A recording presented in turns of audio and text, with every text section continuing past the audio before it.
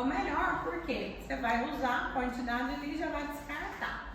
Aquelas bolsas, geralmente de soro, elas não são tão indicadas pela esterilidade mesmo, né?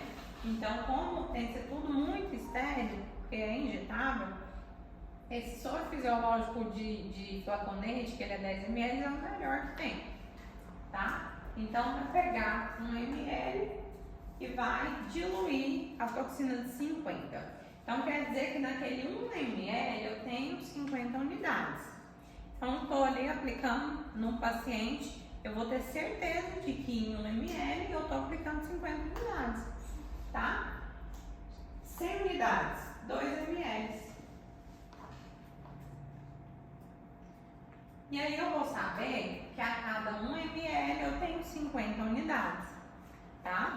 Então, eu preciso injetar 50 unidades nesse paciente.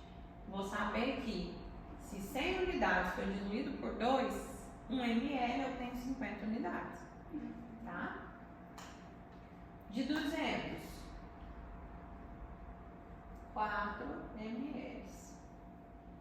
De 150, 3 ml.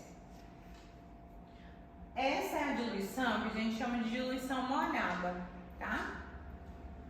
O que é diluição molhada? Volume maior de soro fisiológico, tá? Mas isso não quer dizer que essa toxina está por exemplo, comprometida. Ela ficou mais fraca porque eu diluí molhado. Não é isso, tá? É só um formato diferente de diluição. Agora, se eu pegar essa de 50 unidades e diluir para 3 ml, ela vai estar hiperdiluída, tá? Se eu pegar essa aqui de 4 ml e colocar 10, ela vai sair hiperdiluída. Então, aí eu vou ter que fazer o cálculo para saber quantos ml ali vai ter 50 unidades para aplicar nesse paciente, tá? Não compensa. Compensa fazer assim, dessa forma, tá? Mas geralmente quem dilui em grande quantidade está mal intencionado de fazer em vários pacientes. Então, não posso desse formato. Existe a diluição que a gente chama de diluição seca. O que é a diferença?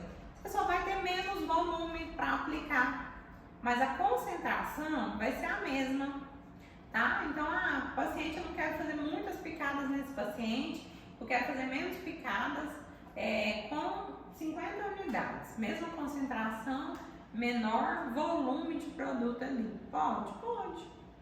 Que jeito faz essa diluição? Ao invés de 1 ml, eu ponho meio, né? E aí, isso modifica o que está lá no frasco? Não. Isso não modifica, só o volume que está menor, tá? Então, na hora da aplicação, a concentração vai estar maior. Se for mais concentrado, quer dizer que dura mais? Tem nada a ver isso. Mais concentrado? Não tem nada a ver isso. Não. É só questão de volume mesmo, de aplicação. Por exemplo, o paciente tem uma testa pequenininha. Você não vai precisar fazer 10 picadas no paciente. Você faz 3, 4. Entendeu? O botox, ele age por halos. O que é halo?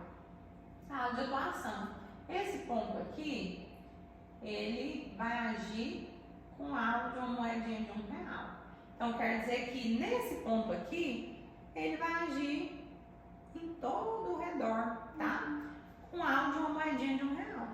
Então, eu preciso fazer o distanciamento correto na hora da aplicação, vocês vão ver lá na prática. Por halos, tá? Então, quando ele está mais concentrado, a gente precisa fazer menos pontos. De 4 ml, você pode diluir ele para 3, tá? Só porque aí você vai ter que ter noção de quê? De cálculo. Por quê? Para você saber quanto vai ter de volume em 50 unidades, que é o que você precisa aplicar, tá? Então, eu sei que aqui, eu vou ter 50 unidades. E aqui, como é que eu sei? Você vai dividir para quantos pacientes ele faz, tá? 3 ml para 4 pacientes, que vai dar 0,75. Então, eu sei que em 0,75 lá na seringa tem 50 unidades, tá? É só questão de cálculo mesmo. Geralmente, o que eu gosto de fazer para não ter que abrir outra toxina para retoque, por exemplo? Diluir para 1 ml aqui, ó. O que eu faço? Eu aplico 0,80 e deixo 0,20 para o retorno, tá? É uma ótima opção, porque você vai ter sempre uma sobrinha ali para fazer o retorno do paciente, tá? Não vai precisar você abrir o frasco, porque não vai compensar financeiramente para você, talvez, tá? Aqui tá tudo bem sobre diluição? Se tiver dúvida, vocês vão me perguntando.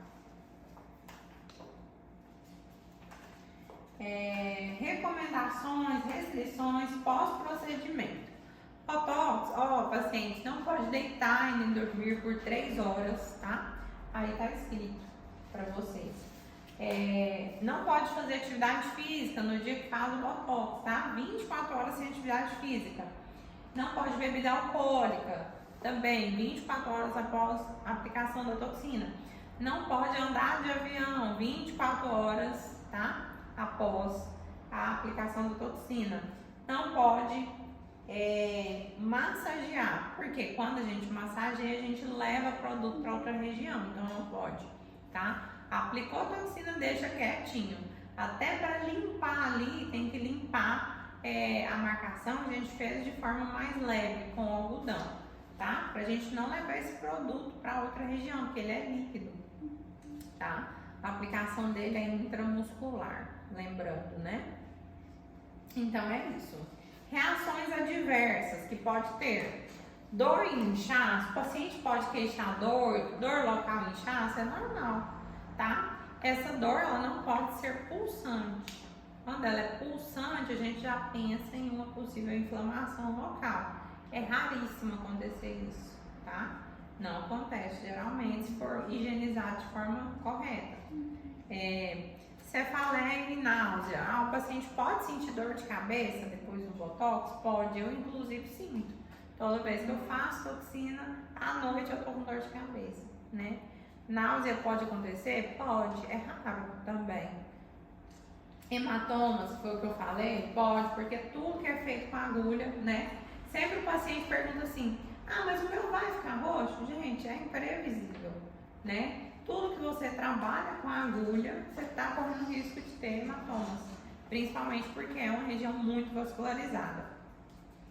Pitose leve, né? Que é aquele inchaço e queda de pálpebra nos primeiros dias de Botox. É raro também, mas acontece, tá?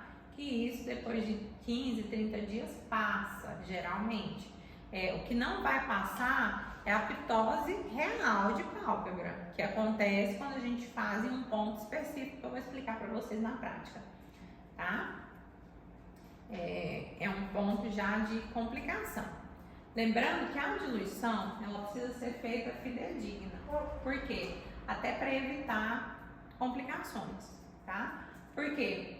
Eu hiperdiluí. Se esse paciente deita, ele tá migrando aquela toxina para outra região, tá? Já atendi um caso aqui de uma paciente que a boca dela ficou torta porque ela deitou, a toxina foi hiperdiluída, escorreu para o músculo errado, tá? Quando ela tá concentrada, ela não escorre para canto nenhum, a não ser que você pegue com o dedo e leve ela com muita força, mas ela não espalha do ponto que você colocou ela, tá? Então é mais um ponto que a gente tem que tomar cuidado com diluição, para não hiperdiluir, tá?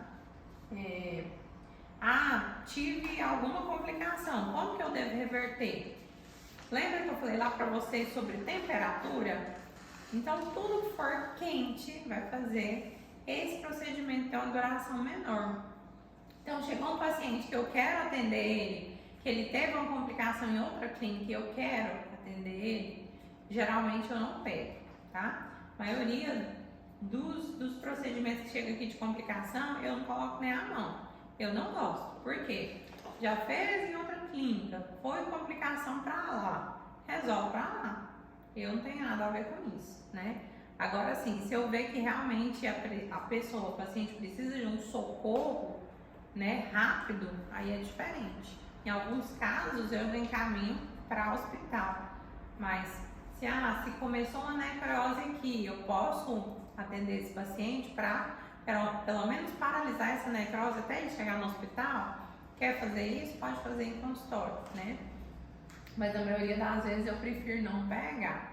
E aí, por quê? Porque a gente se compromete com aquilo, com aquela situação, né? Pode gerar um problema, porque foi o que eu falei, o paciente a gente não conhece ele, não sabe quem é ele.